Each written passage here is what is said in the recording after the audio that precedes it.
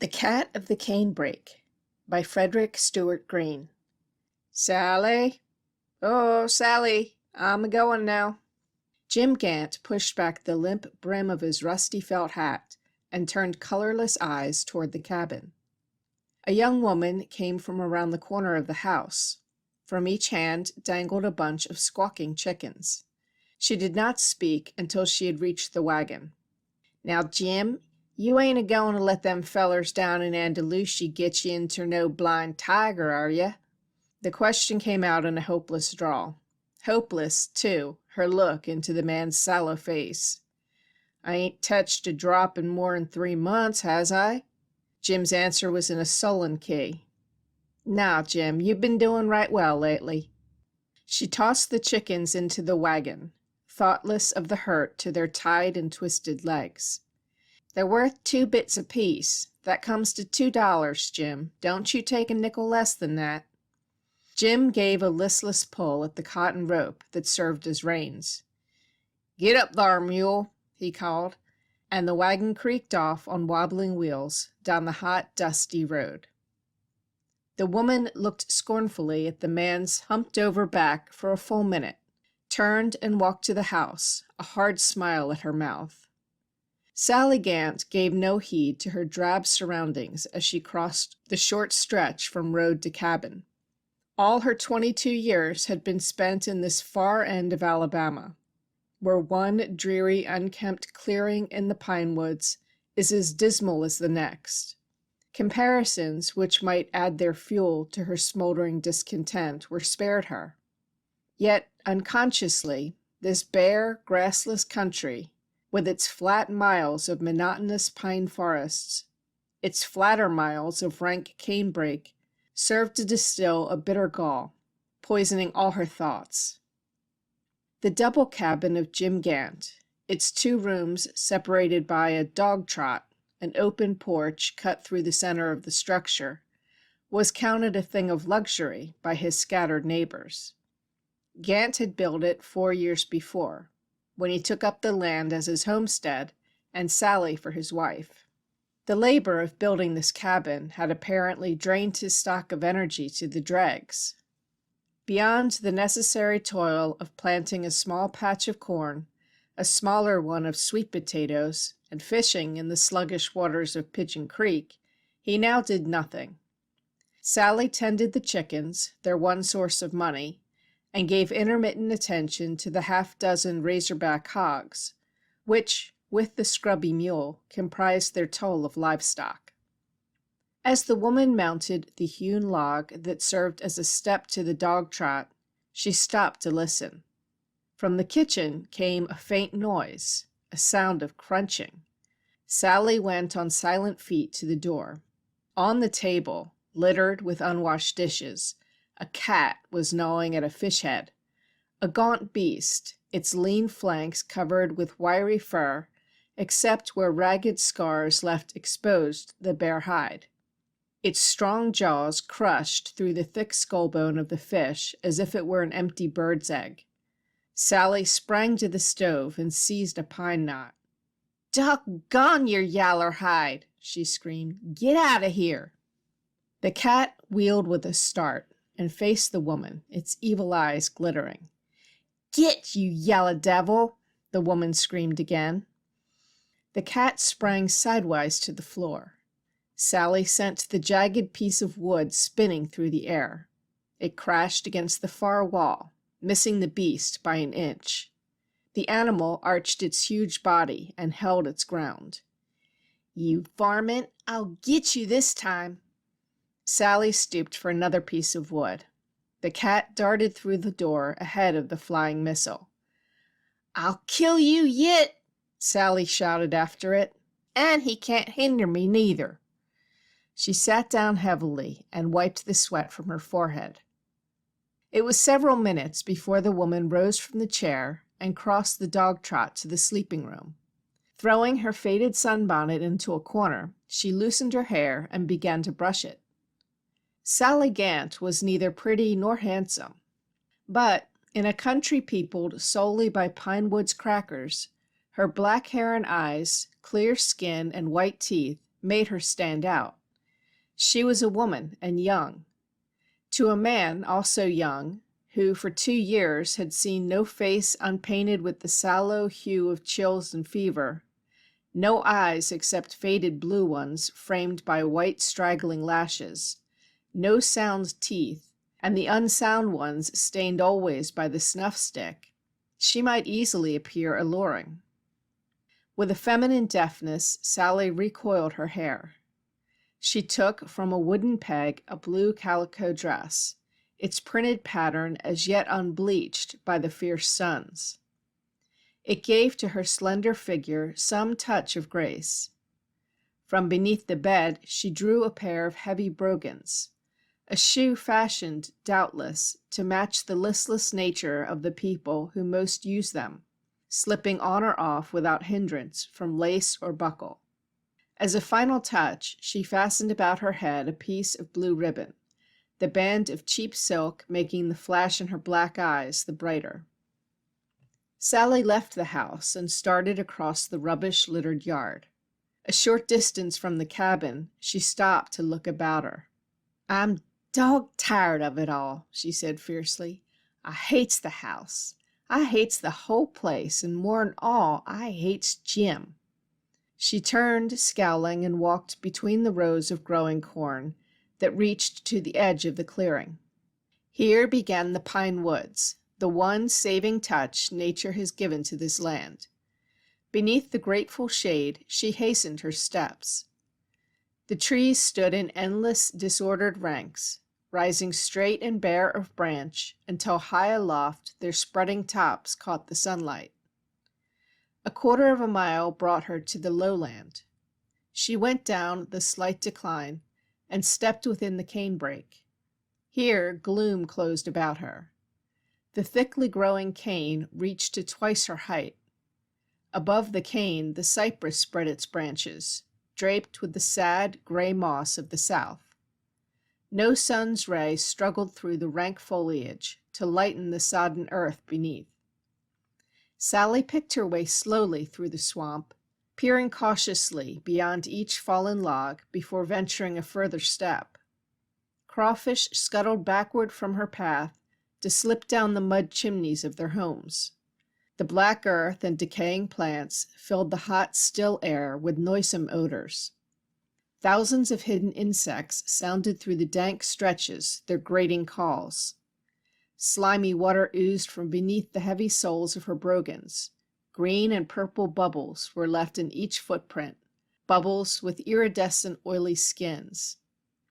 As she went around a sharp turn, she was caught up and lifted clear from the ground in the arms of a young man, a boy of about 20 or thereabout.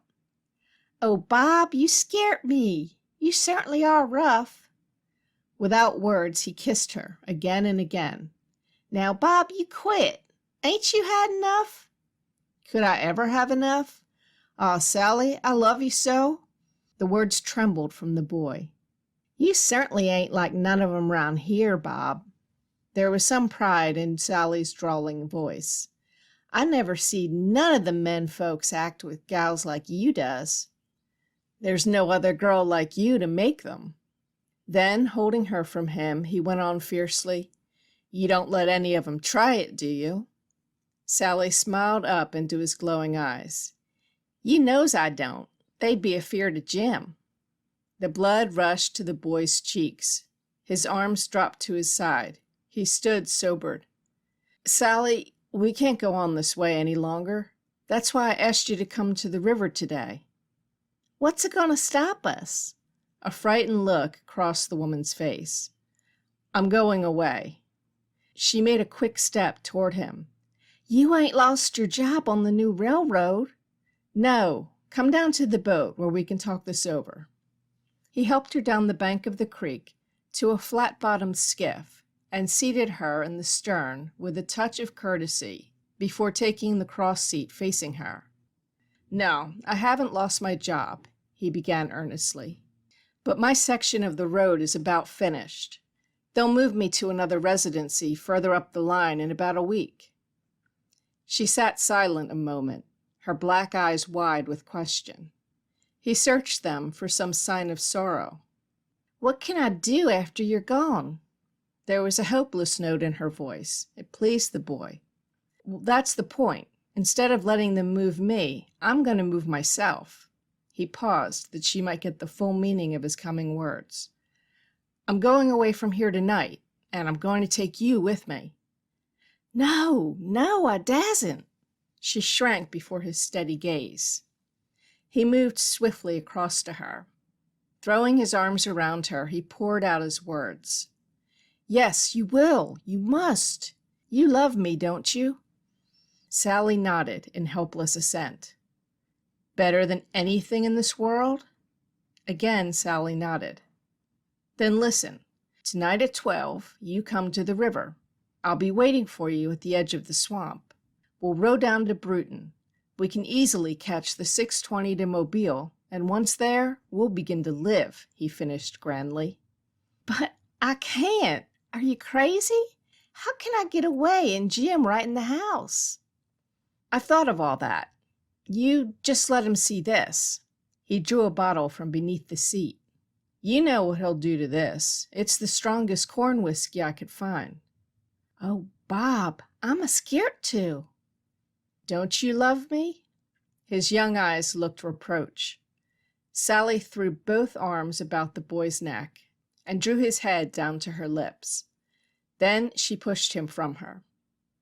"Bob, is it so what the men folks all say, that the railroad gives you $100 every month?" He laughed. "Yes, you dear girl, and more. I get 125, and I've been getting it for 2 years in this God-forsaken country, and nothing to spend it on. I've got over $1,000 saved up." The woman's eyes widened. She kissed the boy on the mouth. "They 'lows how you're the smartest engineer on the road." The boy's head was held high. Sally made some mental calculations before she spoke again. "Oh, Bob, I just can't. I'm a scared to." He caught her to him. A man of longer experience might have noted the sham in her reluctance. "My darling, what are you afraid of?" he cried. "What are we going to do after we gets to Mobile?" "Oh, I thought of everything. They're building a new line down in Texas. We'll go there. I'll get another job as resident engineer. I have my profession," he ended proudly. "You might get tired and want to get shed of me, Bob." He smothered her words under fierce kisses. His young heart beat at bursting pressure. In bright colors he pictured the glory of Mobile, New Orleans, and all the world that lay before them to love each other in. When Sally left the boat, she had promised to come. Where the pine trees meet the canebrake, he would be waiting for her at midnight. At the top of the bank she turned to wave. "Wait, wait," called the boy. He rushed up the slope. "Quit, Bob, you're hurting me." She tore herself from his arms and hastened back along the slimy path. When she reached the pine wood, she paused. "More'n $1,000, she murmured, and a slow, satisfied smile crossed over her shrewd face. The sun, now directly over the tops of the trees, shot its scorching rays through the foliage. They struck the earth in vertical shafts, heating it to the burning point. Not a breath stirred the glistening pine needles on the towering branches. It was one of those noontimes which, in the moisture-charged air of southern Alabama, makes life a steaming hell to all living things, save reptiles and lovers. Reaching the cabin, Sally went first to the kitchen room. She opened a cupboard, and taking the cork from the bottle, placed the whiskey on the top shelf and closed the wooden door. She crossed the dog trot to the sleeping room. A spitting snarl greeted her entrance. In the center of the bed crouched the yellow cat, its eyes gleaming, every muscle over its bony frame drawn taut, ready for the spring. The woman, startled, drew back. The cat moved on stiff legs nearer. Unflinchingly, they glared into each other's eyes. "Get out of here before I kill you, you yeller devil!" Sally's voice rang hard as steel. The cat stood poised at the edge of the bed, its glistening teeth showing in its wide mouth. Without an instant's shift of her defiant stare, Sally wrenched a shoe from her foot. The animal with spread claws sprang straight for the woman's throat. The cat and the heavy brogan crashed together in midair. Together they fell to the floor. The cat landed lightly, silently, and bounded through the open door. Sally fell back against the log wall of the cabin, feeling the skin at her throat with trembling fingers. "Jim! Oh, Jim!" Sally called from the cabin. "Come on in, your supper's ready." "He ain't took nothing to drink today," she thought. "It's nigh 3 months now. He'll be most crazy." The man took a few sticks of wood from the ground and came on, dragging feet through the gloom. As Sally watched his listless approach, she felt in full force the oppressive melancholy of her dismal surroundings. Awakened by the boy's enthusiastic plans, imagination stirred within her. In the distance, a girdled pine stood clear-cut against the horizon. Its bark, peeled and fallen, left the dead, naked trunk the color of dried bones. Near the stunted top, one bare limb stretched out. Unnoticed 1,000 times before, to the woman it looked tonight a ghostly gibbet against the black sky. Sally shuddered and went into the lighted kitchen. "I just killed a rattler down by the woodpile." Jim threw down his load and drew a splint-bottomed chair to the table. "Ground rattler, Jim?" "No, sirree, a hell-bending big diamondback." "Did you hurt the skin?" Sally asked quickly. "No, I chopped his neck clean, short to the head, and I done it so darn quick his fangs is a-sticking out yet, I reckon." "Did he strike at you?" "Yes, sirree, and the pison came out of his mouth just like a fog." "Ah, you're foolin' me." "No, I ain't neither. I heard tell of it, but I never seed it before. The ground was kind of black where he lit, and just as I brought the axe down on him, there I seed a little puff like, same as white steam, in front of his mouth." "How big was he, Jim?" "'11 rattles on a button." "Did you skin him?" "No, it was too darn dark, but I hung him high up so the hogs won't get at him. His skin'll fetch full bits down at Andaluchy." "Ax him 6, Jim. Them big uns is getting kind of scarce." Jim finished his supper in silence. The killing of the snake had provided more conversation than was usual during 3 meals among Pinewood's people. As Sally was clearing away the dishes, the yellow cat came through the door. Slinking close to the wall, it avoided the woman and sprang upon the knees of its master. Jim grinned into the eyes of the beast and began stroking its coarse hair. The cat set up a grating purr. Sally looked at the two for a moment in silence. "Jim, you gotta kill that cat." Jim's grin widened, showing his tobacco-stained teeth. "Jim, I'm a-tellin' you, you gotta kill that cat." "And I'm a-tellin' you I won't." "Jim, it sprung at me today and would have hurt me something terrible if I hadn't hit it over the head with my shoe." "Well, you must have done something to make him. You leave him alone and he won't pester you." The woman hesitated. She looked at the man, as yet undecided. After a moment she spoke again. "Jim Gant, I'm axing you for the last time. Which does you think more'n of, me or that snarlin' varmint?" "Now, he don't snarl at me as much as you does," the man answered doggedly. "Anyway, I ain't a-goin' to kill him. And you gotta leave him alone, too. You just mind your own business. Go tote the mattress out on the trot. It's too darn hot to sleep in the house." The woman passed behind him to the cupboard, reached up, opened wide the wooden door, and went out of the room. Jim stroked the cat, its grating purr growing louder in the stillness. A minute passed. Into the dull eyes of the man a glitter came, and grew. Slowly he lifted his head. Farther and farther his chin drew up, until the cords beneath the red skin of his neck stood out in ridges. The nostrils of his bony nose quivered. He sniffed the hot air like a dog straining to catch a distant scent. His tongue protruded and moved from side to side across his lips. Standing in the darkness without, the woman smiled grimly. Abruptly, the man rose. The forgotten cat fell, twisted in the air, and lighted on its feet. Jim wheeled and strode to the cupboard. As his hand closed about the bottle, the gleam in his eyes became burning flames. He jerked the bottle from the shelf, threw his head far back. The fiery liquor ran down his throat. He returned to his seat. The cat rubbed its ribbed flank against his leg. He stooped and lifted it to the table. Waving the bottle in front of the yellow beast, he laughed. "Here's to yer, and to all yer," and swallowed half a tumblerful of the colorless liquid. Sally dragged the shuck mattress to the dog trot.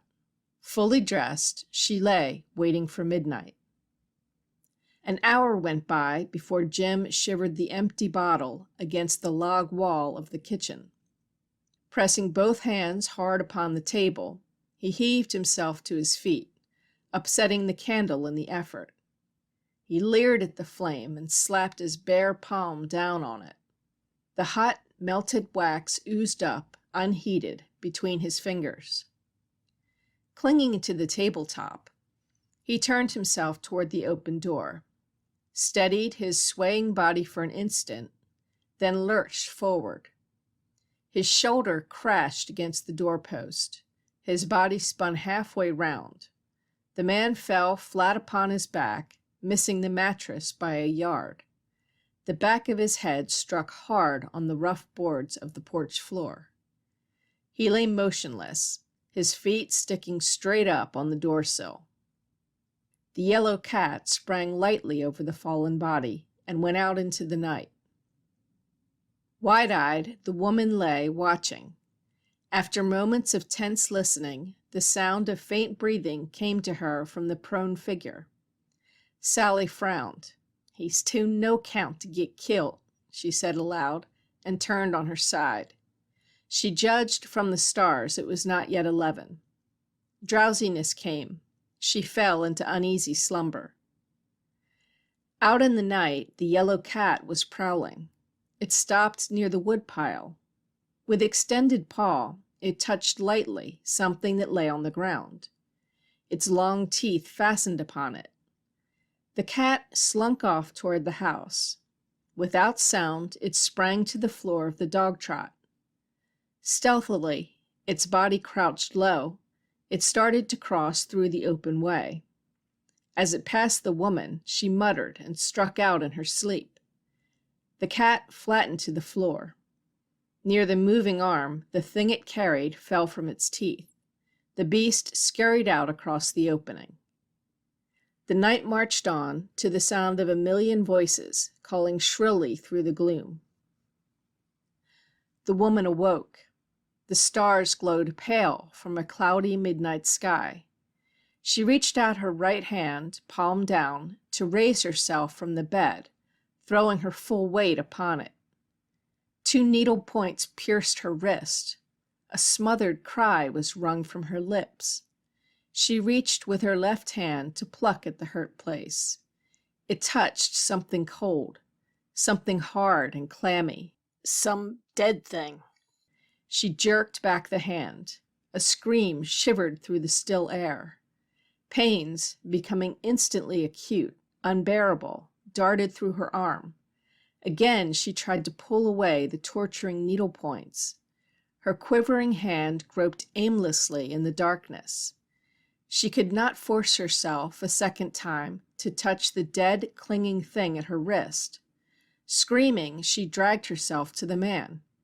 "Jim, I'm hurt. Help me! Help me!" The man did not move. "Jim, wake up! Help me!" she wailed uselessly to the inert man. The terrifying pain spurted from wrist to shoulder. With her clenched left hand, she beat against the man's upturned face. "You drunken fool! Help me! Take this thing away!" The man lay torpid beneath her pounding fist. Along the path to Pigeon Creek, where the pine woods run into the canebrake, a boy waited until the eastern sky grew from black to gray. Then, with cautious tread, he began to move, his face turned toward the cabin. As he neared the clearing, the gray in the east changed to red. He left the woods and entered the field of corn.